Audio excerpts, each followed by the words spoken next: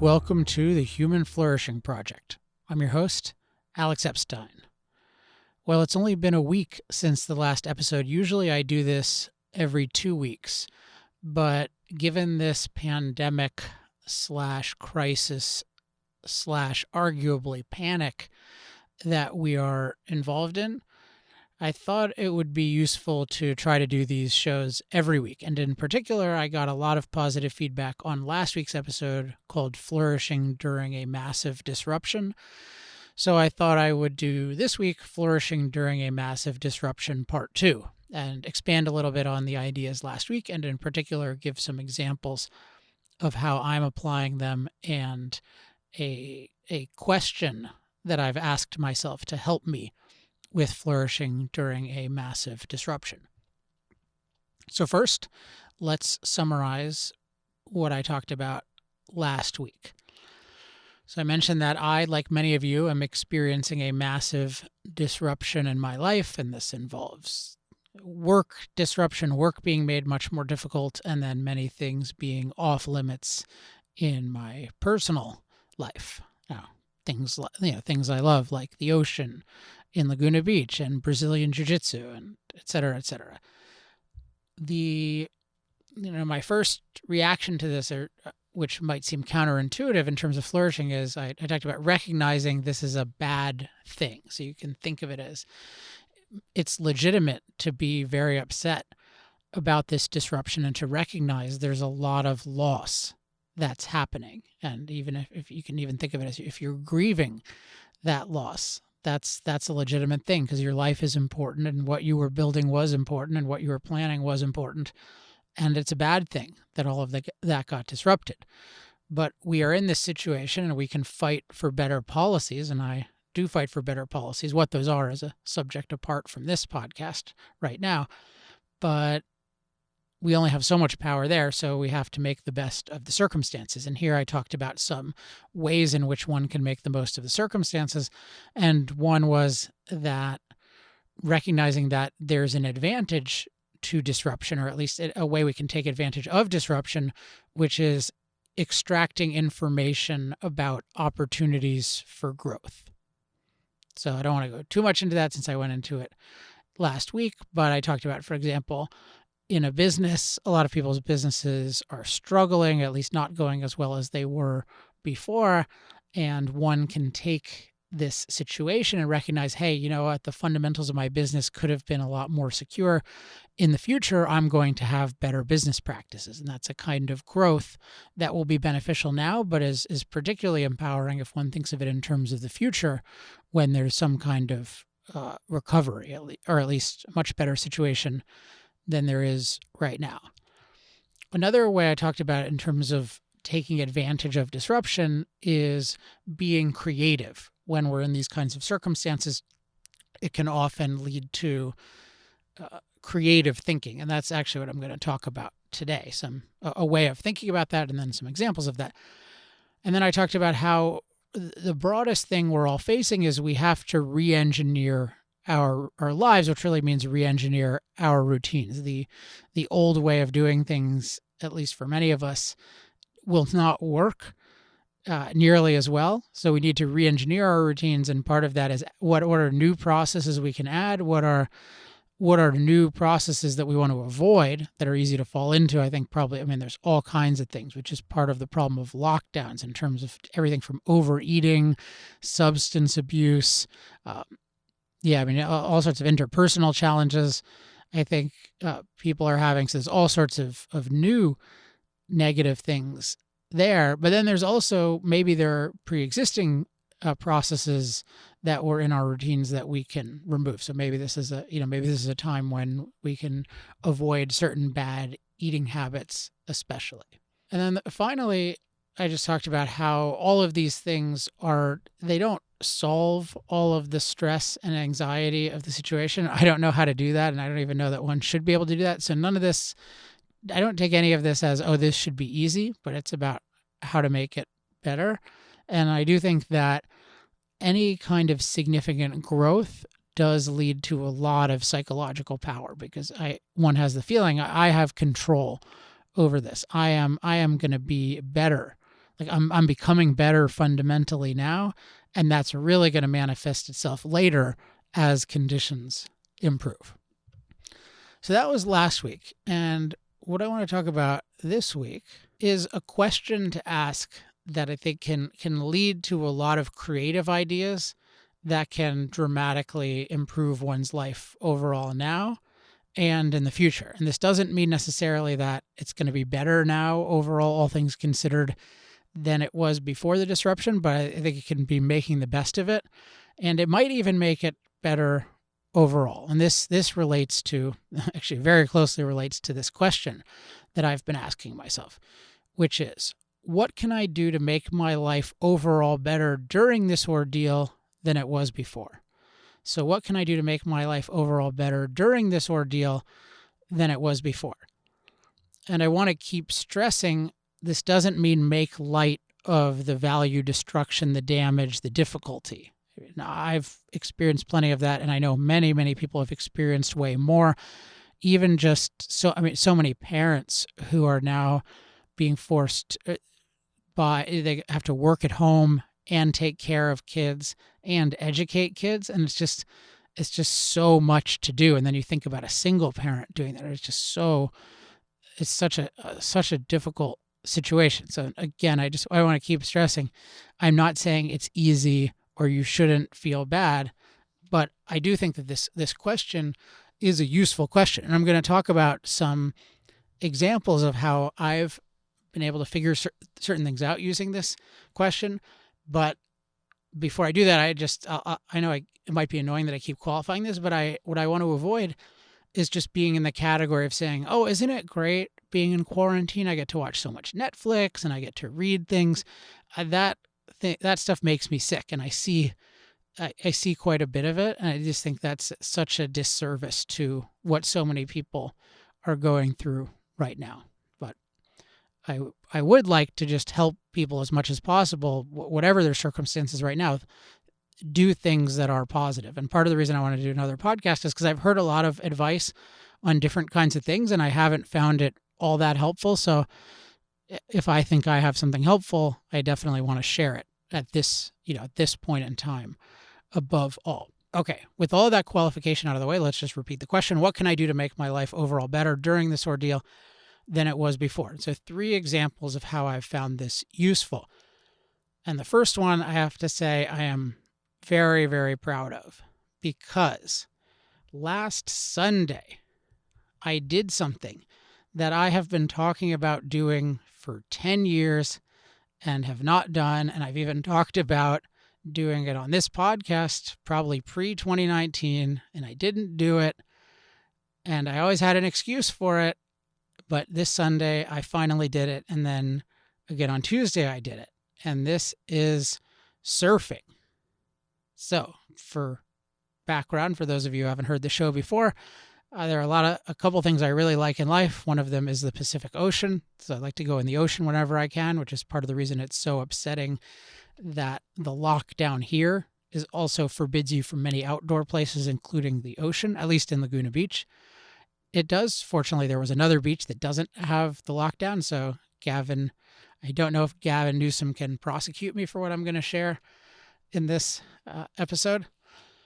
But okay, so I distracted myself because I'm not very happy with the governor right now. So surfing, yeah, I love the ocean, and I also love board sports. Snowboarding I've been doing for 20 plus years, and then maybe 4 years ago, almost 4 years ago now, I got into one-wheeling. Check out onewheel.com if you want to know what that is. So that's this amazing electric skateboard that feels like a snowboard because it's got a giant go-kart wheel in the center, and it balances around that. It just feels amazing to ride. So, and I live very near the ocean, so it was always a natural thing. But I'm very comfortable in the water, but I'm not a particularly good swimmer. So I just thought, I need to be a good swimmer, so I'm not going to go surfing. Plus, I think I had a bad experience maybe 14 years ago, or must be 13 years ago, trying surfing with a friend of mine, and there's another friend of mine, and one of the friends of mine who actually taught me this time, so a good friend of mine named Kobe, Kobe Dubois, in case he wants full recognition. I know he listens to this show quite a bit. He lives in San Clemente, and I remember I went down there, must have been 13 years ago, and another friend of mine was there, and my other friend really picked up surfing, and I just could not do it at all. And I was not at all, I didn't even love the water back then. It's really weird. I wasn't comfortable. And so even that partially made me think, oh, I'm not going to be very good at this. But recently, hadn't seen Kobe for a while. He happened to be in my area once. We ran into each other and he said, hey, come surf. And guess what? I did not come surf. I was doing jujitsu. I was going in the ocean myself. I had a lot going on. And it just seemed, I kind of wanted to go, but it just seemed like a lot. And after all, I'm not that good a swimmer, so I got to learn how to swim really well, and then I'll go surfing. So the logic went. But then we have this lockdown. And I forget exactly how Kobe and I started talking, but it occurred to me, hey, you know what? I can't go in the ocean in Laguna Beach. He's in San Clemente. I can go in the ocean there. And you know what? It's hard for me to exercise because there's no jujitsu and it's hard to have a substitute. So you know what? I'll just try that surfing thing. How bad can it be? Plus, he works with somebody who I think was a professional surfer, and she's also a surf instructor, so she might be able to give you some tips. So okay, I tried it, and it was super fun. It went into the water. He did a great job setting it up, and I was able to get up on the board and surf a couple waves. And then I went again on Tuesday, and it's a very cool activity. I don't know if I'll be a surfer for life, but it is really fun. And particularly it's fun because I already like being in the water. So I don't feel so much pressure for every single wave to go perfectly or anything like that, because I like being there in the first place. So it's hard for me to emphasize how big a deal this was for me to do something that has always seemed like it would be fun and a good fit, but I just procrastinated on for a whole bunch of reasons. So this was a really good answer to what can I do to make my life overall better during this ordeal than it was before? Well, adding surfing to my life. And I just can only hope that San Clemente does not shut down the beach, because a lot of other beaches have been shut down, and I'm not too optimistic about it right now, but I am optimistic that the beaches will open up again at some point. So I've definitely grown to have this experience. Okay, example number 2. I mentioned maybe on the last episode, maybe on the one before, about how one of the benefits, or one of the things I've figured out during this ordeal, which I think a lot of people have, is, you know what, there are certain people that we can video chat with who are remote. If we're video chatting kind of with local people, hey, we can video chat with people who are farther away that we don't communicate with as much. So my family plus my brother-in-law and my girlfriend, we would play this game. I don't know if I mentioned the game before. We play code names over the video chat, and we never did stuff like this before remotely, but it was pretty fun. And then recently I discovered that, and again, this might not seem like that epic a discovery, but it is definitely something that makes my life overall better, at least can contribute to that, is I discovered I really like playing Codenames with Cassandra, my girlfriend. There's a 2-player version. And the reason that I like it a lot, it's a fun game. So the premise of the game, if I can try to explain it very quickly, is there are 15 miscellaneous words, like 15 individual cards, each of which have words like, duck, computer, microphone, shorts. I'm just looking at things in this room, but just kind of random things. And then the idea is, your goal is to see, can you get somebody to guess some as many specific ones of those as possible without guessing the others. So if I said something like technology 2, then maybe you would guess computer and microphone, and assuming that nothing else resembled technology 2. But if there was something like iPhone, then it would be a bad clue, because someone would also think iPhone. So, and then they would get it wrong, and then that could potentially end the game, or at least move to the other person's turn rather. So yeah, it's a really interesting game, because it involves getting into someone else's head and thinking about, hey, how can I, in just one word and then with one number, like how can I with one word really get them to think about certain cards and not think about the others. And I particularly like doing this with Cassandra because one of her really good qualities is she has a very organized mind, and that's something I think of myself as having as well. And so there are many situations where we think about things just organically in a very similar way. And it's very fun to have the satisfaction of there's a difficult thing, like to come up with something that just most people wouldn't get if I say, hey, this word and this number, and then she'll get the exact ones I was thinking of, even if some others seem somewhat similar. So I really enjoy that kind of connection and that kind of creative thing.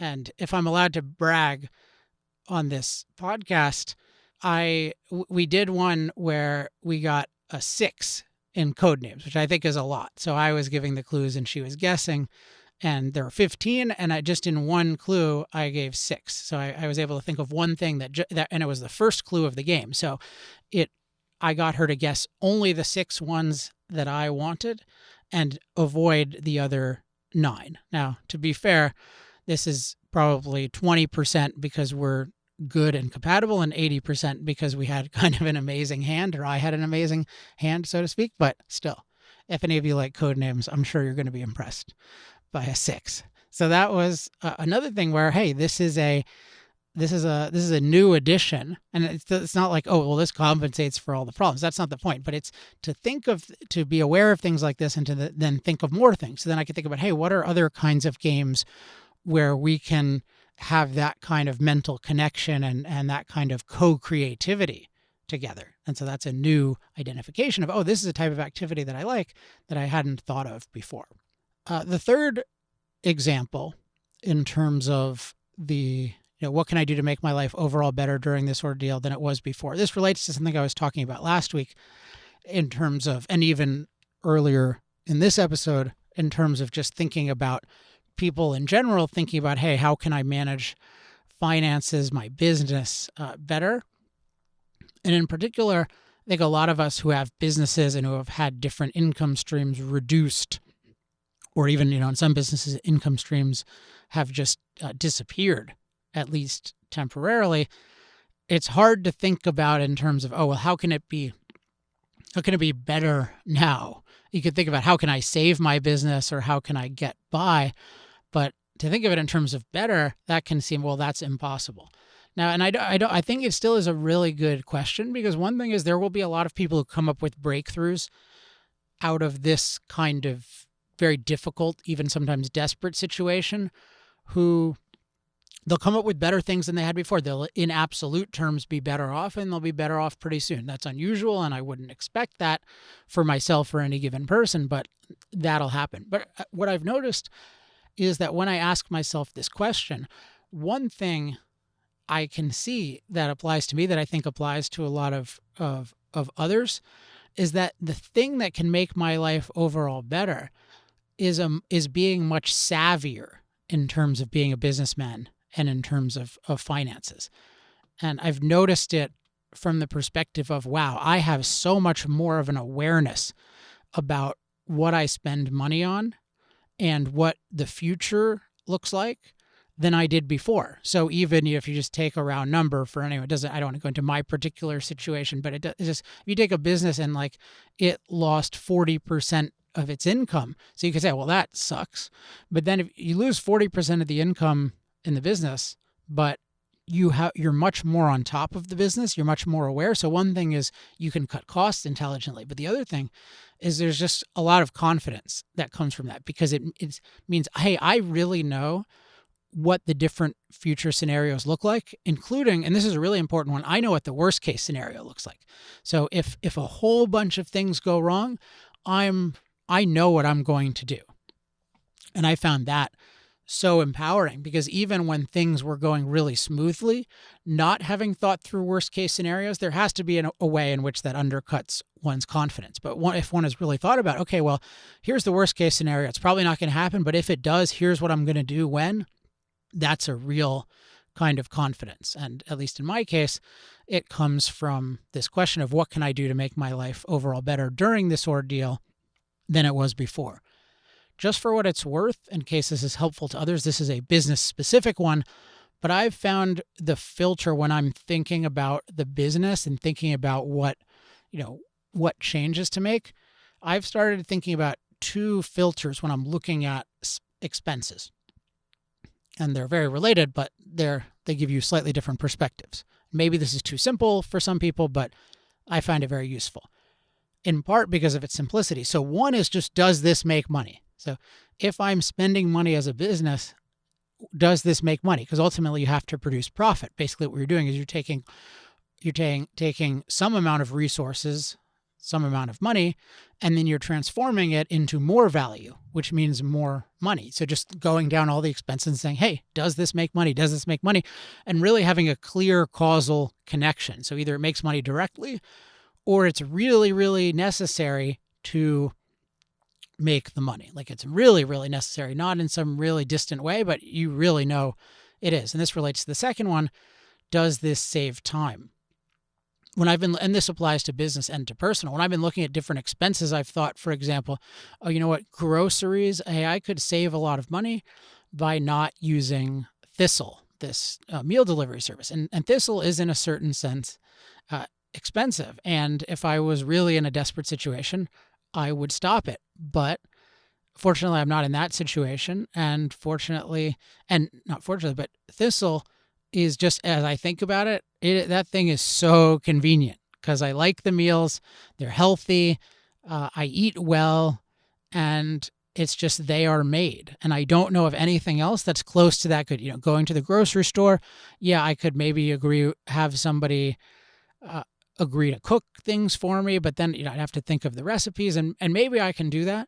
But at least right now I think about, you know what, that is a good use of money. That even though it's expensive, that really saves me time. And I've noticed that with certain other things, that, yeah, if this is really saving me time, it's really buying me life. And that's something that I want to afford, versus other things. If they're not really saving me time, then they're much, much more suspect. Then they really need to be an exquisite use of time. And for me, there's a lot of things to kind of cut there where, okay, well, for me, I'm not a huge fan of restaurants. That doesn't do it for me. But yeah, having really high quality, convenient food at home, that is a really, really big deal to me.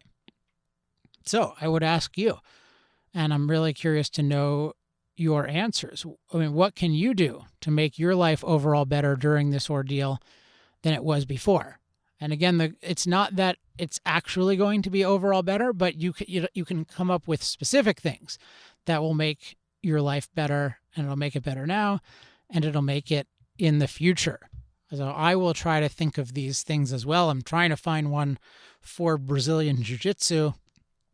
That's a challenging one, since I do not have, fortunately, for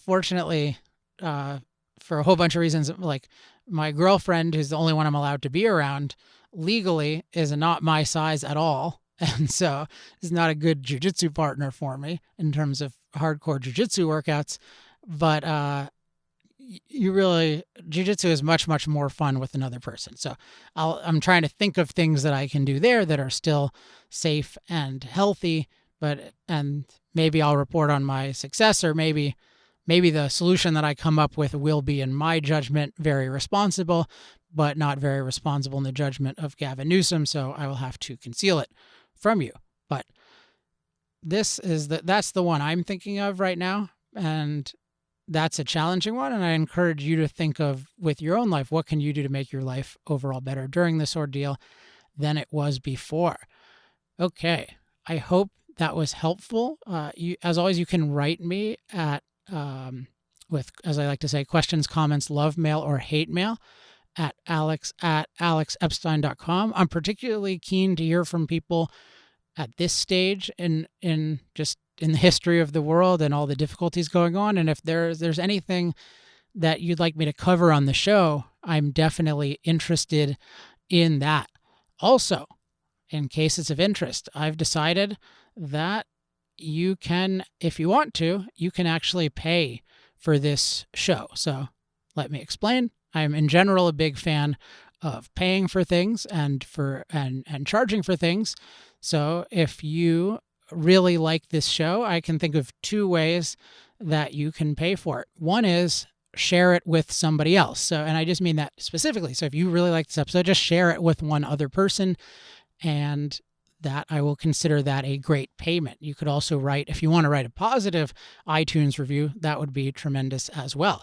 And if you would like to pay in money, I just set up a little account. I'll probably make a more formal one later that gives more payment options. But if you just go to paypal.me/humanflourishing, paypal.me/humanflourishing, you can make a payment. So if you think that this particular show is valuable, or that the show in general is valuable, maybe pay 1/10 of what it's valuable to you, maybe 1/10 of its value to you, or 1/100th, or just share the show with somebody. But if you want to do that, that is now an option.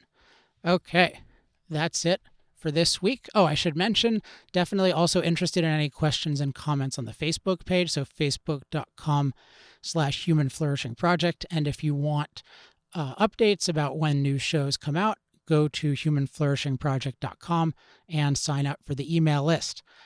Okay, not sure when I'll be back next. I'm going to try to do every week, at least for the foreseeable future. I promise I'll do at least every other week. The more I hear from you, alex@alexepstein.com, the more I'll be motivated to do more of these. So I wish you the best in these difficult times, and I really hope that you think of ways to make your life overall better during this ordeal than it was before, and I hope you share them with me and share them with the group.